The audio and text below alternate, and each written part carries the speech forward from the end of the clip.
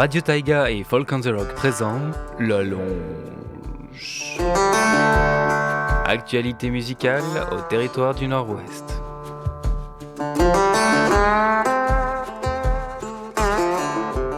Collaboration artistique de Shannon Thomas, compositrice, interprète, et Thomas England, artiste musical et visuel. Ils se sont notamment fait connaître avec leur EP au nom du groupe sorti en 2019 et avec leur dernier single Right Place, Wrong Time. Leur musique indie rock, ils la décrivent comme nostalgique et digne des bals d'école de fin d'année les plus cool. Et quand on les écoute en fermant les yeux, c'est vrai, on a presque l'impression d'être dans un gymnase ultra décoré et un peu kitsch. Thomas, thank you so much for being here with us today. Sorry for the long French intro. I just wanted to give a little bit of a background to the listeners. Thank you for being here. How are you guys? Merci. Having a great time. Thanks for having us. Yeah. So I was looking you up when I saw the lineup at Folk on the Rocks. I listened to a bunch of artists.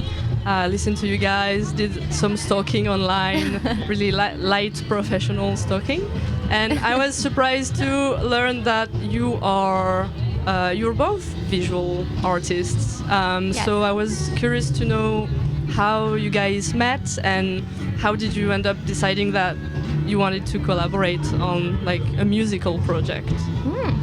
Yeah, it's a good question. We both met in university. We're both graphic designers. I'm also a web developer, both big computer nerds, so, you know. And then we met in a university dorm. She was a roommate of a good friend of mine, and it was one of those things where just at the end of a party, there's a guitar around, and people are playing songs, and we had a little musical connection, I feel, and then we just pursued that, and now we're here in Yellowknife, you know? Fill in between, but yeah. When was this? When did you guys meet up? That's a good question, too. Probably like 12 years ago or something. Oh, 12 years, Yeah, okay. yeah. It was a slow burn.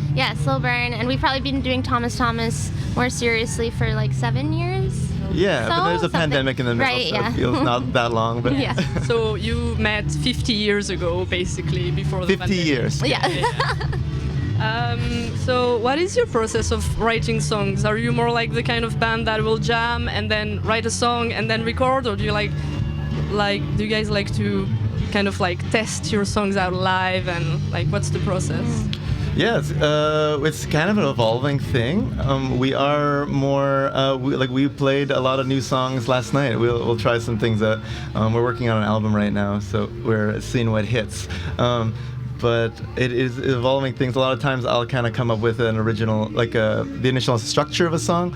I like to think like I'm the framer of the house, and Shannon's very good at the fine details of like making the I'm very finishing work. detail oriented, and I get into the nitty gritty, and I want to get the lyrics fleshed out. And She's a melody person, and maybe I'm a structure guy. You know? Yeah, it's a good team.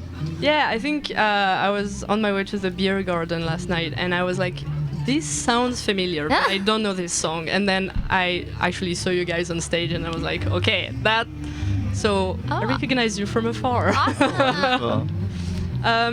So you're working on a new album right now. Mm-hmm. It's not out yet. Do you know when it's going to be out around? I shan't dare even give you an estimate, but it's an evolving thing. We thought it was just going to be a couple singles. We're working with Graham Lassard in Calgary. He's worked with some of our favorite like indie pop artists, like Stars and like Plants and Animals, and Timber Timbre is one of my favorites. And we're doing a couple singles with him, and we just feel very good. So I think it's time to do the album. We have never released the full length properly, so If not now, when? And we don't have any physical copies of anything we've done, so we want to make that vinyl and just have that artifact.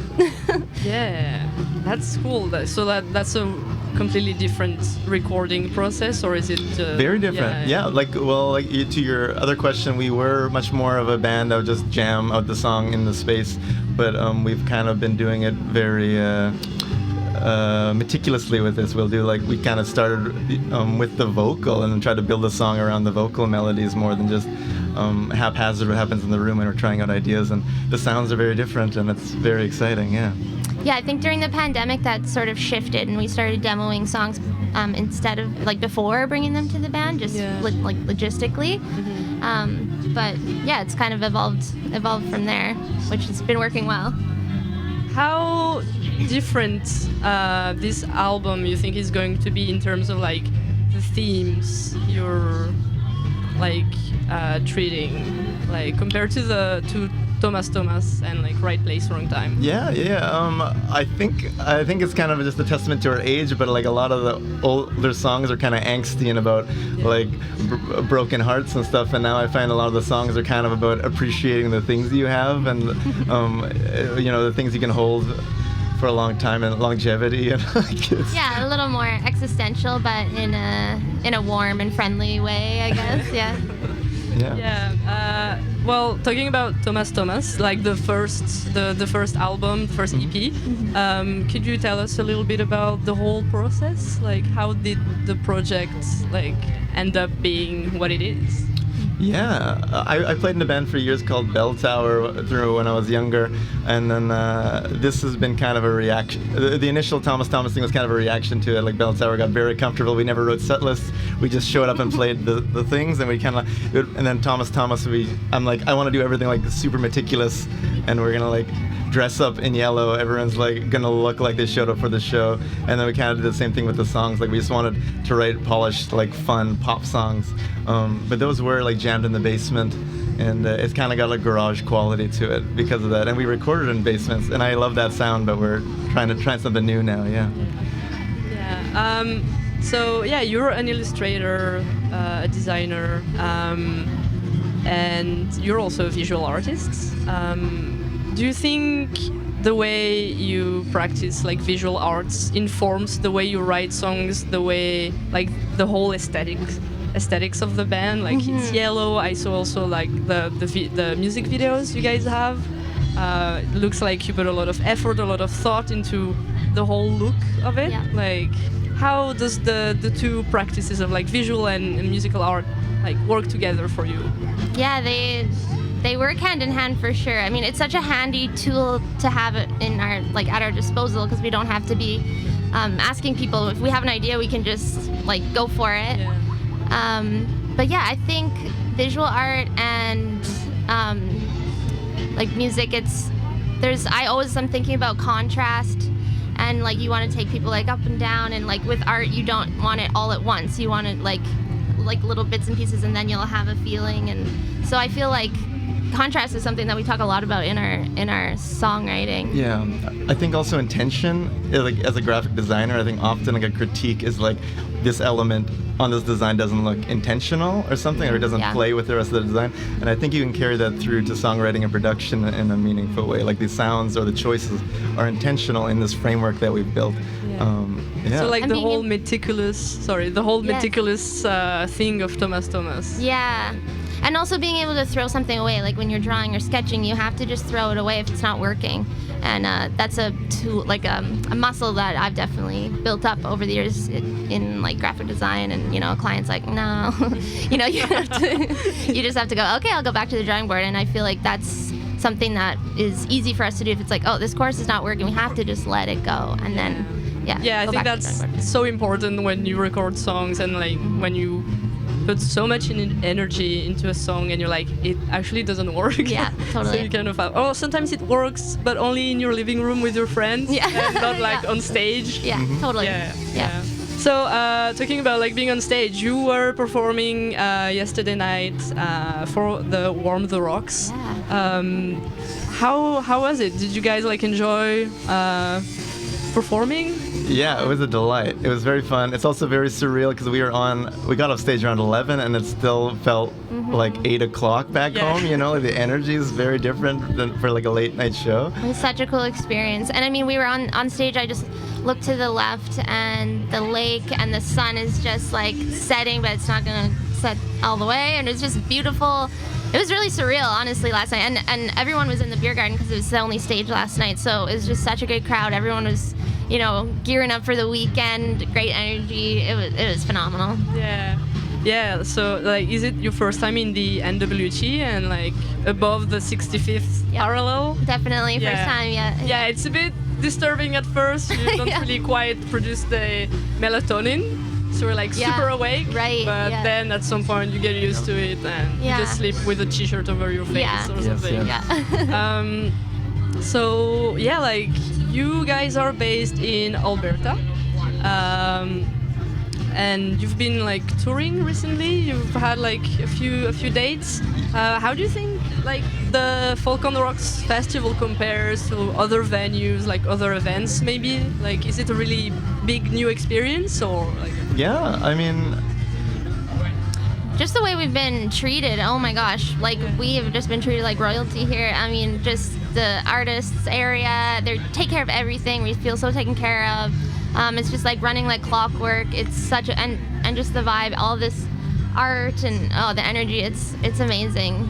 Yeah, the community. We've never experienced anything like this before in this little project of ours, so it's pretty exciting to be here. Yeah, you can tell the community enthusiasm for this event is like it's the thing in the neighborhood, and people are excited about it, and it's exciting to be part of it. Yeah.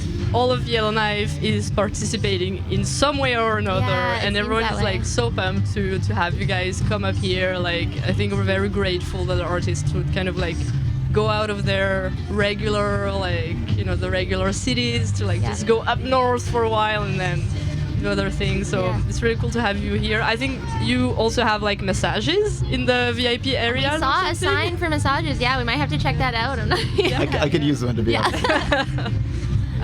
So like, do you guys have any big plans for this summer, like tour dates, or if you want to like talk about like your future project, plug into your social media? Yes. Like that? Yeah, honestly, we're kind of we've been playing a lot of shows, and we're excited to not play some shows for a bit. We're gonna try to dig into these recordings, and then hopefully release at least a single before the year end. I don't even want to give you any promises yet, but I think that's the plan right now. Yeah, we have some things cooking, and some are almost ready to go. So you'll be hearing something from us soon, very soon. Yeah, you can follow us on Thomas Band on all the socials. Our website's thomas.band if you just want to hit that. Yeah. And you have to sometimes sift through the Thomas the Tank Engine content, because then we'll just be like right below that. Yeah, I did see that. I was like, okay. It's our main competition. That's right. Yeah. So we have a little stage here. We don't have a lot of things. If you guys wanna go and enjoy the rest of the festival, please do. We'll be super happy to see you play. If you want to stick around and play a few songs after a little break, whatever you decide, you have the whole break to decide. Okay. So. We'll mull it over. Donc on va... Thank you so much for having us. Thank you so much for being here. C'était Thomas en entretien avec nous au festival Folk on the Rocks. On est sur Radio Taïga 103.5.